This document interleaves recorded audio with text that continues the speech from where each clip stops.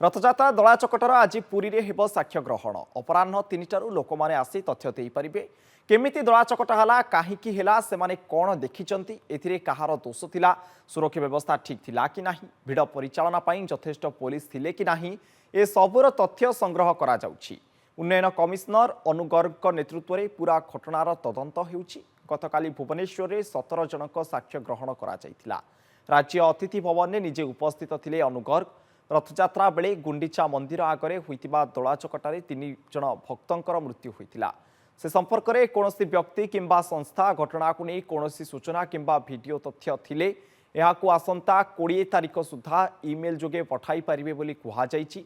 एथिलागि email मध्य जारी करा जायतिला। इमेलटी हेउछि पूरी ट्राजेडी inquiry@odisha.gov.in एही इमेल जोगे पठाइबाकू अनुरोध करा जायछि। 20 तारिख भितरे जदि आपणक पाखरे एही दलाचकटा संबंधी कौनसी तथ्य किंबा वीडियो अछि इमेल जोगे पठाइबाकू अनुरोध करा जायछि।